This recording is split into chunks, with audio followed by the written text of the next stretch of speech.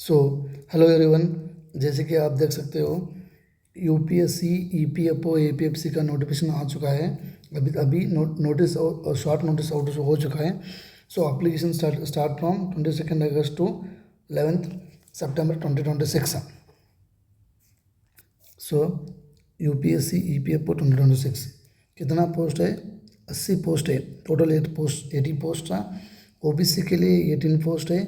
Unreserved के लिए 29 post है। ईडब्ल्यूएस वालों के लिए 8 पोस्ट है। एससी के लिए 15 है। एसटी के लिए 10 है। ओके। सो एग्ज़ाम कब तक हो सकता है? प्रोबेबल एग्ज़ाम डेट नवंबर दिसंबर 2026 तक हो सकता है। जैसे कि मैंने कहा था जुलाई एंड और अगस्त एंड में, जुलाई एंड और अगस्त एंड में नोटिफिकेशन आ सकता है। सो अभी आ गए हैं ना। ओके। सो इसका एज लिमिट क्या है? यूआर के लिए मतलब सो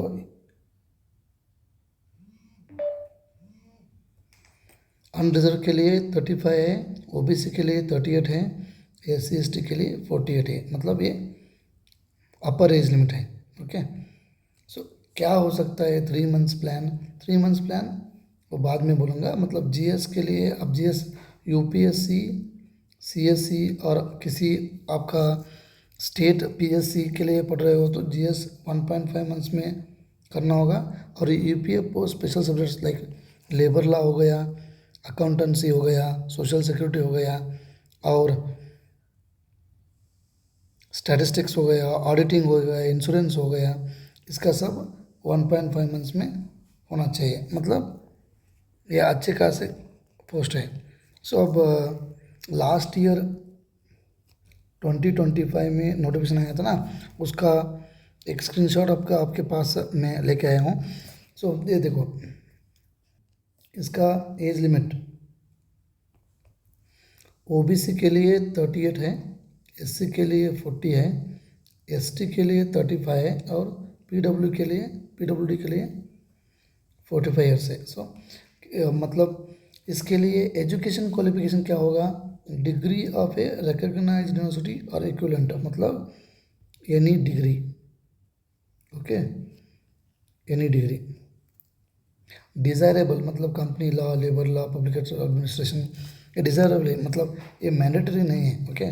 नेक्स्ट, अभी ईपीएफओ एपीएफसी का ड्यूटीज़ क्या क्या हो सकता है? Duties of the assistant provident fund commissioner are look after the work of the enforcement, recovery, accountants, administration, cash, legal, pension, and computer, which includes statutory and administrative functions like conducting inquiry. अब inquiry red मारने होते हो, settlement of claims, general administration, maintenance of cash book, factory में cash book maintenance करने का, और reconciliation of bank statements, MIS returns etcetera, ये सब ड्यूटी होता है। देखो यार, बिना मेंस के, without mains, direct prelims clear हो तो डायरेक्टली इंटरव्यू, बीच में मेंस नहीं होगा। So group A non ministerial post है, ये अच्छे खासे पोस्ट है। मतलब एपीएफसी का post group A non ministerial है। मतलब जो आईएएस आईपीएस के लिए सैलरी मिलता है ना, बेसिक पे 56,100, वही बेसिक पे यही भी मिलेगा। ठीक है। और ये ईपीएफओ है ना, एक मिनिस्ट्री के अंडर काम करता है, ministry of labour and employment करके। ओके। अब अब एग्जामिनेशन स्कीम क्या है? So scheme of the exams ना, the test will be of 2 hours. ये टेस्ट 2 आवर्स का टेस्ट होता है। All questions carry equal marks. Okay. The test will be objective type questions, मतलब एमसीक्यू टाइप, इसमें mains नहीं है, with multiple choice of answers. The medium of the test will B both in English and Hindi. There will be penalty for wrong answers. Each wrong answer will carry a deduction of 1/3 marks assigned to that question. If no answer is marked for a question, there will be no penalty. मतलब negative कितना है, 1/3 of the mark of each question. Okay, ये 1/3 है, मतलब आपका attempt किया तो आपका आंसर रॉन्ग हुआ तो 1/3 of that question marks will be deducted. Okay, ये सब हो गया स्कीम में। और सिलेबस क्या है? सो सिलेबस में आता है general English to evaluate the candidates understanding of to evaluate the candidates understanding of English language and workmanlike use. मतलब जो एसएससी के लिए, आरआरबी के लिए पढ़ा होता है ना, और यूपीएससी के लिए न्यूज़पेपर, ये सब कौन पढ़ा होता है, उसको यूज़ होगा ये। ग्रामर, मतलब क्या क्या है इसमें, ग्रामर आता है और वो क्या आता है इंग्लिश में, ग्रामर प्लस वो क्या। Okay, next is the Indian culture, heritage and freedom movements. इसका मतलब क्या है, आर्ट एंड कल्चर एक है, और एक इंडियन फ्रीडम स्ट्रगल। मतलब मॉडर्न हिस्ट्री में पूरा मॉडर्न हिस्ट्री नहीं है, मतलब freedom struggle 1857 to 1947, importantly Gandhi era. Okay, सब कुछ नहीं पढ़ना है, ये सिलेबस में क्या मेंशन है वही पढ़ना है। मतलब आप जो फॉर एग्जांपल आप स्पेक्ट्रम पढ़ रहे हो, 1857 रिवोल्ट है ना, वहाँ से 1947 तक आपको पढ़ना है। Okay, next, developmental issues and present trends in Indian economy. मतलब इकोनॉमी का पढ़ना है, जो आप मृणाल पढ़ सकते हो, संजीव वर्मा पढ़ सकते हो, रमेश सिंह पढ़ सकते हो, कोई एक। और इसके अलावा एनसीईआरटी का एक मैक्रो इकोनॉमिक आता है बुक, क्लास 12th का, macroeconomics, not micro, it's macroeconomics. So उसका भी पढ़ सकते हो। Okay, next is the governance and constitution of India. ये मतलब इंडियन पॉलिटी। इसके लिए आप एम लक्ष्मीकांत, वो बाइबल है ना यूपीएससी के लिए, एम लक्ष्मीकांत पढ़ सकते हो। Okay, Laxmikanth, Indian polity. Next, general science and basic knowledge of the computer application. So देखो यार, साइंस के लिए आप 6 to 10th का एनसीईआरटी पढ़ लो, हो जाएगा। साइंस के लिए 6 to 10th एनसीईआरटी पढ़ लो, हो जाएगा। वही बहुत है, उसमें पढ़ लो, उसमें से शॉर्ट नोट्स बना लो अपना। सो शॉर्ट नोट्स बना के पढ़ लो, हो जाएगा। अगर टाइम मिला तो मैं भी पढ़ा दूंगा यूट्यूब में। Next, elementary mathematics, statistics and general mental ability. मतलब it's like a CSAT, जो सी सेट में सिलेबस है ना, वही यहाँ पूछेगा। नेक्स्ट, ये देखो यहाँ आ गया स्पेशल सब्जेक्ट्स। रुकिए ज़रा,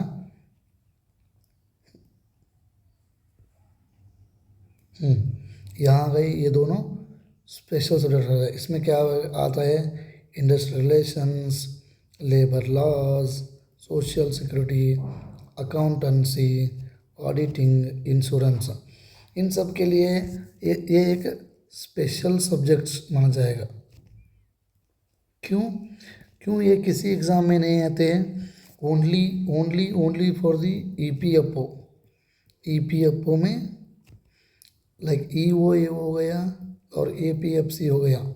ईओए ग्रुप बी का होता है, मतलब ग्रेड बी का, एक ग्रेड ए का, ग्रुप ए का होता है। ओके, सो ये दोनों एग्ज़ाम के लिए उतना ही यूज होगा, किसी और एग्ज़ाम के लिए नहीं यूज होगा। हाँ, शायद एएलसी के लिए हो सकता है, depend upon their syllabus.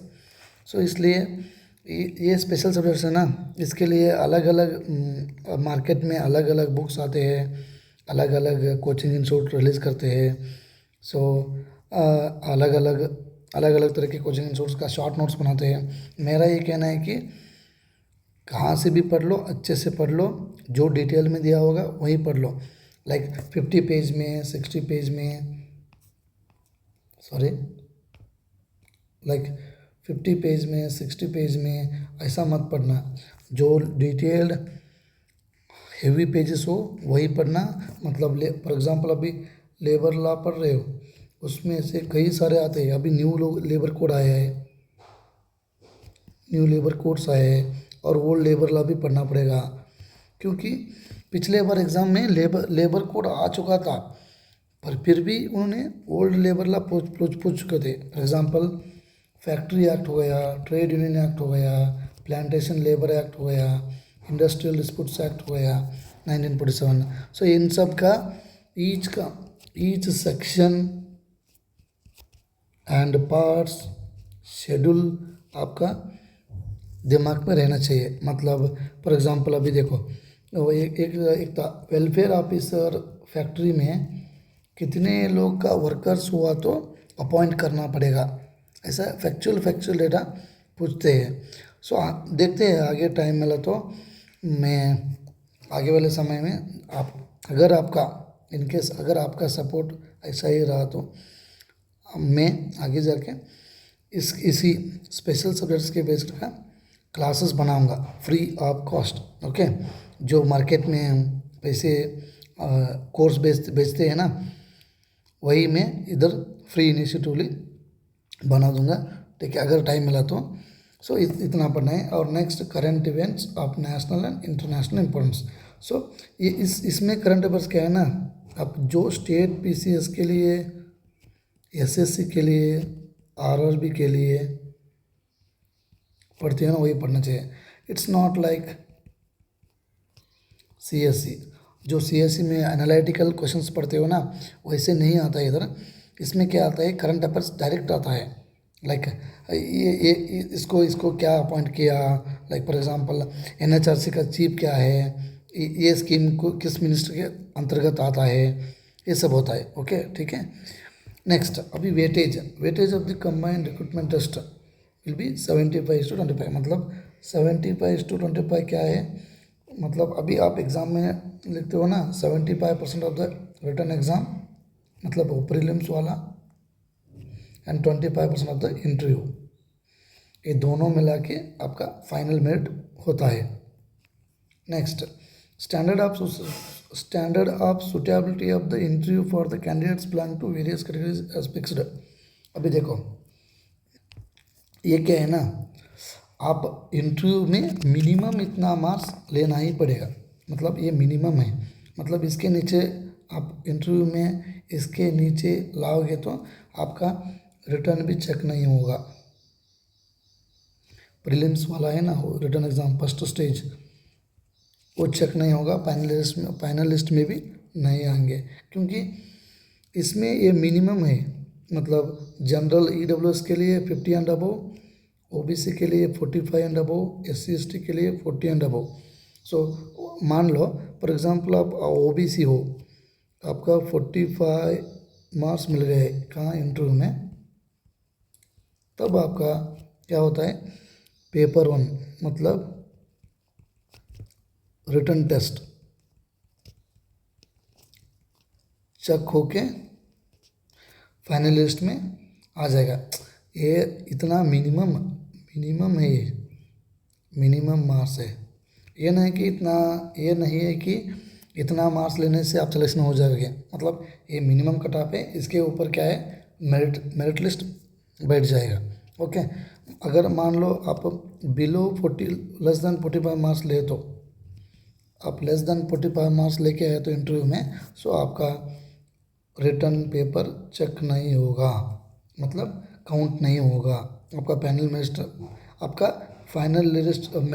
Final merit list का क्या रेस है ना, वो वही रुक जाएगा।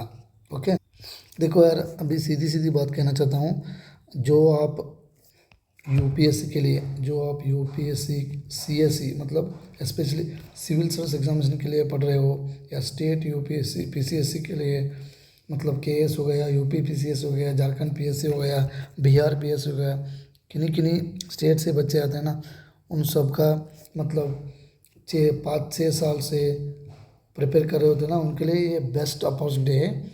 जस्ट क्या है ना, आप जीएस सब्जेक्ट्स, तो पॉलिटी हो गया, ये सब्जेक्ट्स पॉलिटी हो गया, इकोनॉमी हो गया, और आर्ट एंड कल्चर हो गया, मॉडर्न हिस्ट्री हो गया। ये चारों सब्जेक्ट है। ये चारों सब्जेक्ट को आपको आप ऑलरेडी पढ़े चुके होंगे।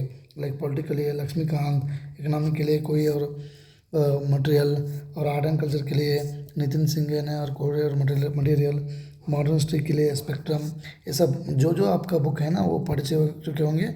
सो अब क्या करना है आपको, फटाफट से एक 15 डेज में इन जीएस सब्जेक्ट्स को, जीएस टाइप सब्जेक्ट्स को फटाफट से आप 15 to 20 डेज में कंप्लीट करना है। क्यों? क्योंकि वक्त बहुत कम है। वो स्पेशल सब्जेक्ट्स है ना, उसके लिए टाइम निकालना बहुत ज़रूरी है। आप 15 to 20 डेज में कंप्लीट करोगे तो मतलब जीएस सब्जेक्ट्स का आपका स्पेशल सब्जेक्ट्स पढ़ने के लिए टाइम मिल जाएगा। जो 15-20 डेज में नहीं कर पाएगा ना, उससे कोई नहीं होगा। क्योंकि क्या है ना, अब 5 से 6 साल तक आप पढ़ चुके होंगे, वही जीएस पढ़ चुके होंगे। अब 15 to 20 डेज में नहीं होगा तो कैसे चलेगा यार। सो आप पढ़ना ही होगा। ओके, इसलिए आप 15 से 20 दिन में ख़त्म कर लो, 15 to 20 डेज में ख़त्म कर लो। उसके बाद सब स्पेशल सब्जेक्ट पकड़ लो और क्लियर कर लो। यही है। अभी तक हम डॉर्मेंट हुए थे। अभी तक जस्ट न्यूज़ आ रहा था, रूमर्स आ रहा था एपीएफसी आएगा या नहीं आएगा। क्योंकि ईपीएफओ में ईओ का वैकेंसी विड्रॉ हो चुका है। हाँ, हालांकि वो भी अगले कुछ महीने में कुछ डिसाइड होके वो भी 311 वैकेंसी, मतलब 311 वैकेंसीज भी खाली है, मतलब वैकेंट है। ओके, उसका भी आ सकता है सून। ये नहीं मैं बोल सकता आएगा, पर उसका डिसाइड करके वो भी आ सकता है। ओके, इसलिए आपको क्या करना है, अच्छे से पढ़ना है। नोटिफिकेशन आएगा, भर लो। एनी डिग्री है और आपका एज लिमिट भी बैठ जाएगा। जो जो प्रेशर्स हो वो यूपीएससी सीएससी के लिए, मतलब सिविल सर्विस के लिए आईएएस आईपीएस बनना चाहते हो, वो उसका वही एक गोल है, take this exam as the mock test. But those who are preparing for you, particularly UPSC and state PCSC, for the period of 5 to 6 years or more than 6 years, and those age will be 27, 28, 30, 32. So they 27, sorry 27, 28, 29. So they had the better opportunity to clear this exam. क्योंकि एक तो ये UPSC conduct कराता है और एक तो ये यूपीएफसी है, मतलब डायरेक्ट कमिश्नर बनने का, direct commissioner group A,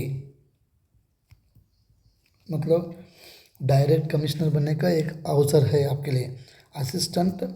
assistant provident fund commissioner, इसके बाद क्या आ जाएगा, आरपीएफसी 2, आरपीएफसी 1, ये सब प्रमोशन आपको होते जाएंगे। मतलब regional provident fund commissioner 2, regional provident fund commissioner 1। इसके एपीएफसी के बिलो होता है एओ। ओके, इसके बिलो होते हैं personal assistant PA. So like that organisational structure. So इसलिए आपको क्या करना है, अच्छे से पढ़ना है। ये सब अभी दिखा रहा हूँ ना, ये सब आप स्क्रीनशॉट ले सकते हो, स्क्रीनशॉट ले लो। जनरल इंग्लिश है, Indian culture, heritage, freedom movements, मतलब मॉडर्न हिस्ट्री है, इकोनॉमी है, पॉलिटी है, साइंस है, कंप्यूटर है, मैथ्स है, स्टैटिस्टिक्स है, जनरल मेंटल एबिलिटी मतलब सीसेट है। ये इन सब के लिए आप ऑलरेडी पढ़े होंगे। सो आपको क्या करना है, ये सब एक महीने में, ज़्यादा से ज़्यादा मैक्सिमम एक महीने में ये सब निपटाना है। इसके बाद स्पेशल सब्जेक्ट्स पढ़ना है। वैसे भी कर सकते हो, नहीं तो रोज़ एक दिन 2 to 3 आवर्स अलॉट कर सकते हो इन स्पेशल सब्जेक्ट्स के लिए। Industrial relation, labour laws, social security, accountancy, auditing and insurance के लिए। ठीक है, अच्छे से पढ़ लो। एंड हाँ, मैं भी पढ़ाऊँगा स्पेशल सब्जेक्ट्स, और इन सब्जेक्ट्स के भी मैं लेसन्स लेके आऊँगा, मतलब क्लासेस लेके आऊँगा। पर यार इसके लिए मैं प्री करूँगा, सो इसके लिए आप थर्ड आई UPSC करके हमारा एक यूट्यूब चैनल है। सो अकस्मात ये मेरा चैनल सपोर्टर सब्सक्राइबर्स इंक्रीज़ हुआ तो मैं क्लास लेके आऊँगा। So do support guys, subscribe to our channel, क्योंकि इतना तो कर सकते हैं ना आप, क्योंकि हम तो प्री इनिशिएटिव ला रहे हैं। जो आपको कोचिंग वाले ने हज़ारों हज़ारों 5,000 10,000 20,000 के लिए बेचते हैं, 10K 5K, वो हम यहाँ फ्रीली ला सकते हैं अगर आपका सपोर्ट हुआ तो। So do subscribe guys and thank you for the watching.